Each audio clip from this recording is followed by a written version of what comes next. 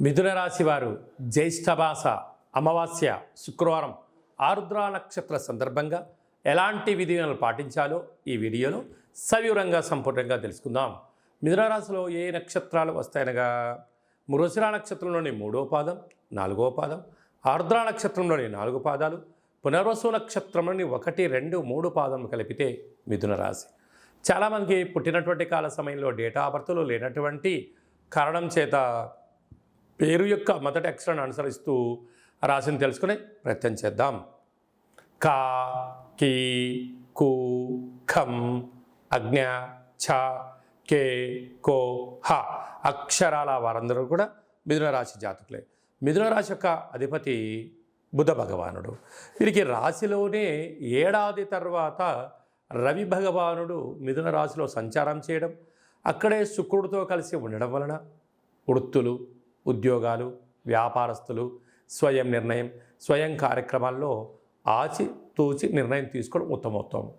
రవిచేత శుక్రుడు హస్తగతం అవ్వడం వలన కొత్త కొత్త వాహనాలు, బంగ్లాలు, ఇంటి స్థలాలు క్రయ విక్రయాలు చేసేటప్పుడు ఆచితూచి నిర్ణయాలు తీసుకోవడం. తొందరపాటు నిర్ణయానికి ఇది సరైన సమయం కాదు.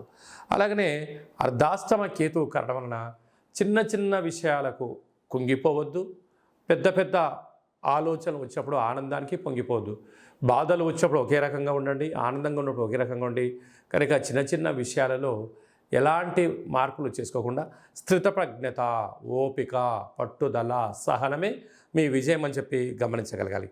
భాగ్యస్థానంలో శని భగవానుడు స్వక్షత్రకంగా ఉండడం వలన ప్రేమికుల మధ్య సయోధ్య, భార్యాభర్తల మధ్య అన్యోన్యత, వృత్తులలో, ఉద్యోగాల్లో, పార్ట్నర్షిప్ వ్యవహార కార్యక్రమాలతో ఉన్నప్పుడు ధర్మంగా ఉండండి, నీతి నిజాయితీగా ఉండండి, పరస్పరమైనటువంటి భావాలను ఇచ్చిపుచ్చుకోండి. సమస్యలు ఏదున్నా కూడా అభిప్రాయ భేదాలు తొలగిపోతాయని చెప్పి గమనించాలి. రాజ్యస్థానంలో రాహు సంచారం చేయడం వలన మీ ఎదుగుదలను అనేక మంది గమనిస్తున్నారు. మీ వెంట ఉండబడిన వారు, మీ రూపాయి ఎవరైతే బాగా తింటున్నారో, మిమ్మల్ని దగ్గర నుంచి ప్రతి విషయాన్ని అబ్జర్వేషన్ చేస్తున్నారు. మీరు ఎక్కడైనా తప్పులు చేస్తారా, అక్కడ దానిని పట్టుకొని మిమ్మల్ని సతాయించాలి అని కొందరు ఎదురు చూస్తున్నారు. కనుక వీలైనంత వరకు రహస్య చర్చలకు, అంతర్గతమైనటువంటి విషయాలను ఎవరితో చర్చించకపోవడమే మీ వృత్తులలో, ఉద్యోగాల్లో, వ్యాపారాల్లో ఆటంకాలు తొలగిపోతాయని చెప్పి గమనించాలి. లాభస్థానంలో కుజ భగవానుడు స్వక్షత్రకంగా ఉండడం వలన భూములు, వ్యాపారాలు, ధనపరమైనటువంటి యోగదాయకం ఉంది.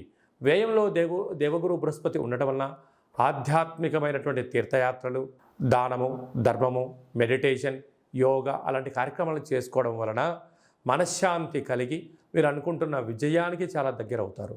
కనుక శుక్రవారం ఆరుద్ర నక్షత్రం జ్యేష్ఠమాస అమావాస్య రావడం వలన కళవు వెంకటనాయక అనగా వెంకటేశ్వర స్వామి వారికి ఒక తులసిమాలను సమర్పించడం, లక్ష్మీదేవి అమ్మవారికి పాలతో అభిషేకం చేసుకోవడం, కాళభైరవ స్వామికి ఆశీస్సుల కోసం కూష్మాండ దీపం పెట్టుకోవడం, అలాగనే ఒక సౌభాగ్య ముడుపు కట్టడం వలన అష్ట కష్టాలన్నీ తొలగిపోయి ప్రశాంత వాతావరణం ఏర్పాటు చేసుకొని శత్రువులు లేనటువంటి జీవితాన్ని పొందుతారు అని చెప్పడంలో ఏమాత్రం సందేహం లేదు.